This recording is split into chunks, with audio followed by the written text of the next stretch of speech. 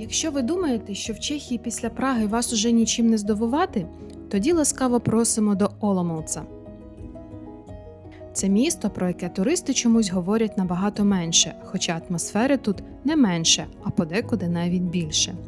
Тут немає нескінченних натовпів туристів, зате є відчуття, ніби ти потрапив у справжню казку.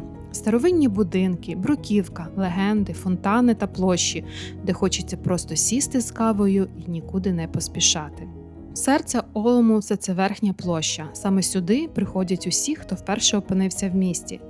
І навіть якщо не знаєш жодної історії, одразу розумієш – це місце особливе.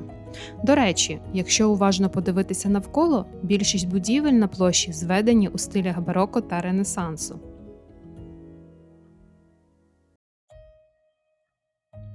І тут мала би привернути нашу увагу величезна колона Святої Трійці. Щоправда, вона була на реконструкції, тому побачити її у всій красі не вдалося. Але навіть з арештуваннями відчувається її масштаб – майже 35 метрів заввишки. Це найвища барокова колона Центральної Європи. Сьогодні це головний символ Оломouca та об'єкт світової спадщини ЮНЕСКО. Поруч височіє міська ратуша, яку почали будувати ще у 15 столітті.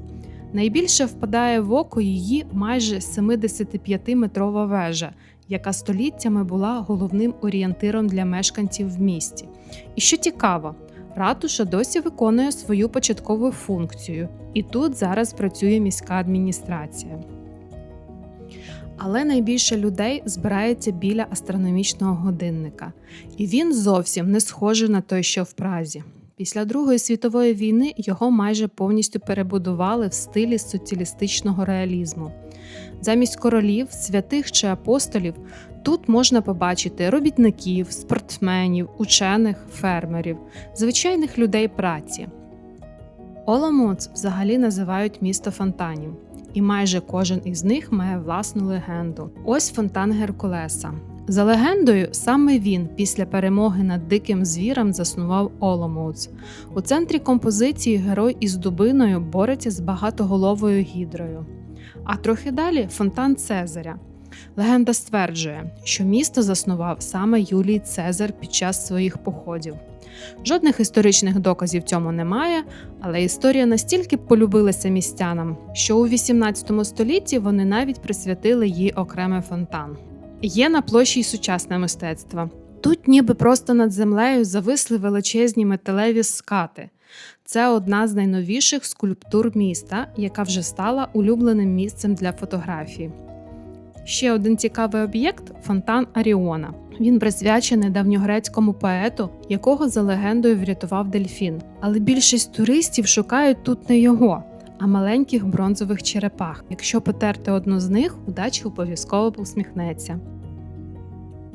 І, звісно, не можна оминути фонтан Нептуна.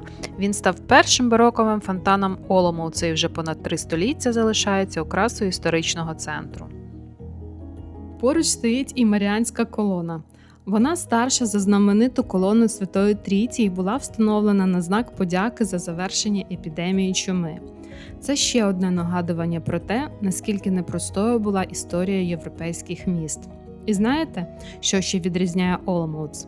Попри те, що це друге за значенням місто Моравії після Брно, тут набагато спокійніше. Немає величезних туристичних натовпів, тому можна просто гуляти історичними вулицями, не поспішаючи, і справді відчути атмосферу старої Чехії. А тепер вирушаємо трохи далі, туди, де місто відкривається зовсім з іншого боку. Після гамірної площі потрапляємо до парку Безруча. Сьогодні це затишне зелене місце, але колись саме тут проходили міські укріплення та оборонні мури Оломouca.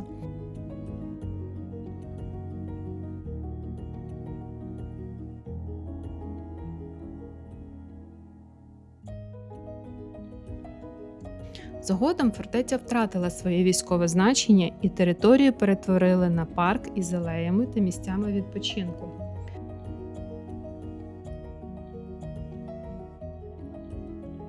Та головна несподіванка цього парку – Югославський мавзолей. За його стінами прихована дуже сумна історія. Мавзолей звели у 1926 році на честь понад 1200 югославських солдатів, які померли в госпіталях Моравії під час Першої світової війни.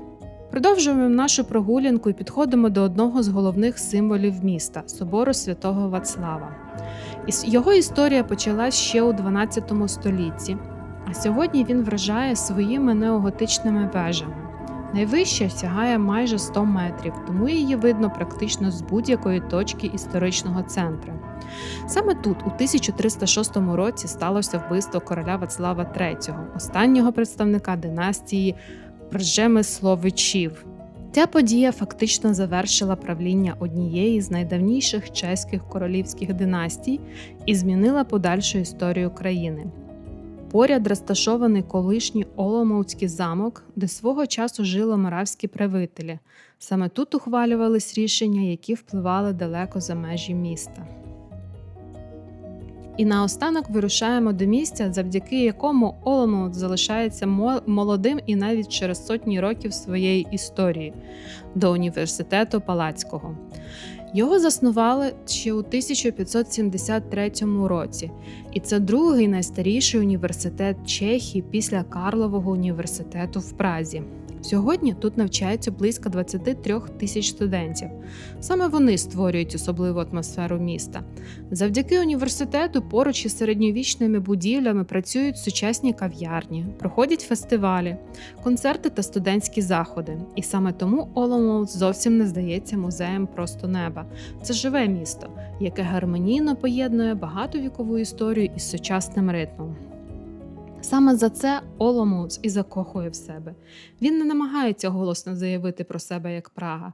Він просто дозволяє спокійно гуляти своїми вулицями, відкривати легенди, милуватися архітектурою і насолоджуватися атмосферою. І, можливо, саме тому після цієї прогулянки вам захочеться сюди повернутися іще раз.